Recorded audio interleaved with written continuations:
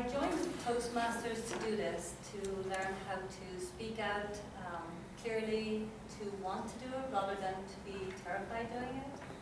So I'm hoping that as this moves along and for the following speeches, it's just going to get better. That's my hope.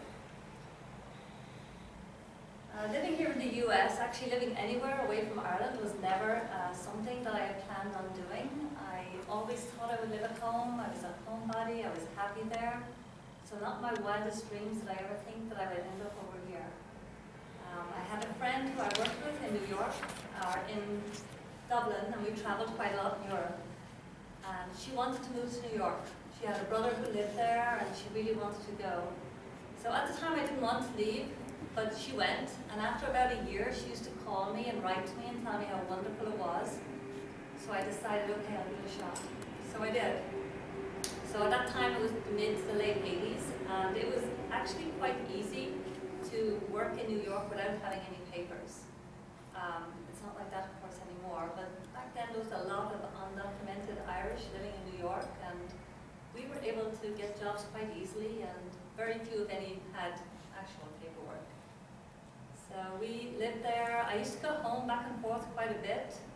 Every time we came back, you had to do immigration, so that was always something that may not go your way. At that time we did immigration in Shannon, and we'd fly from Dublin to Shannon, do immigration in Shannon, and then fly it on to New York. So sometimes some people just didn't get through. The immigration in Shannon would pack them back up on the plane and back to Dublin. So if you were coming back in January, there would be a whole line of people waiting for immigration looking really, really worried because a lot of them wouldn't get through. And that could have been 50% of the crowd that was there, maybe late January, early February. So at the time I would not really minded whether I was sent back or not. I was having fun in New York, but it wasn't really a big deal to me either way, whether I stayed or not. Maybe that's why I always got through. I never had any problems. But my girlfriend really liked New York, and unfortunately she was stopped and sent back. So she lived her whole life, the last 20-odd years in New York, or in Dublin. And my mother has never quite forgiven her for talking me into the States and then her going back home. So it was a bit of a deal. But anyway, after a while in New York, they had a lottery, a visa lottery, the Donnelly visa, and everybody at the time nearly applied for it. So I got one of the visas, and they called, I had to go to Dublin, do an interview, and I got the interview and got the visa. And then afterwards, even though I still wasn't sure I wanted to be here in the States, I had to come back to activate the visa.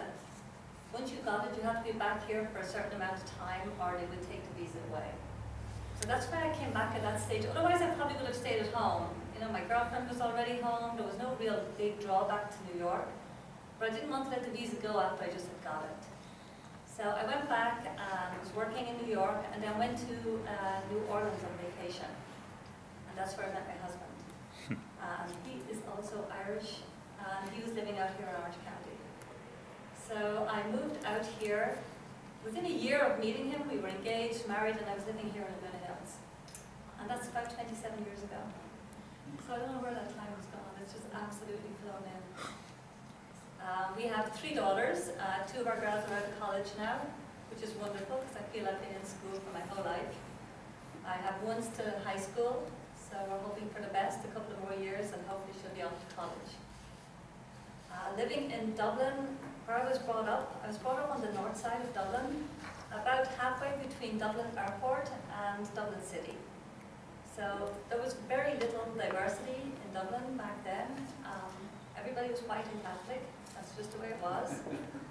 There was a few coloured people, and they were usually interns, pilots for the airport that you would see occasionally, but everybody else was pretty much the same. The neighbourhood where I grew up, there was about, say, 60 houses on the street, and in the first 12 or so houses, there was about 40 kids. It was a newer neighbourhood, there was a lot of kids. We were never short of company. It was always fun and always busy.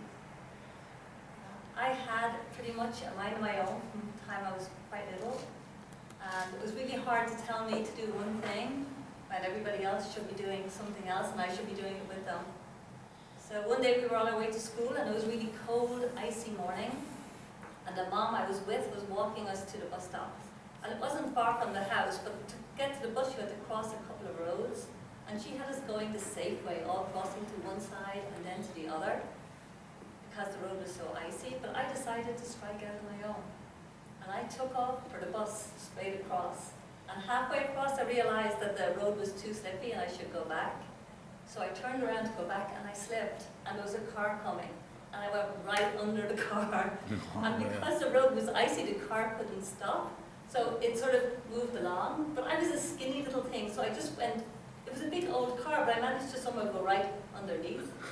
And though it was easy to get under, they couldn't get me out. So they had to get a screwdriver and take off the license plate to try and pull me out from underneath the car. And as it happened, it was the local doctor who was driving the car, and his wife, who was 9 months pregnant. So it was chaotic. Everybody was absolutely beside themselves. But I was fine. A couple of bruises, scrapes, but nothing else. And of course, I didn't go to school that day. So. Anyway, back here in the US, I'm happy. The US has been very good to me. We've had a very good life here. As I said, not my wildest dreams that I think I would be here, but it's all worked out really well, and I've been very happy.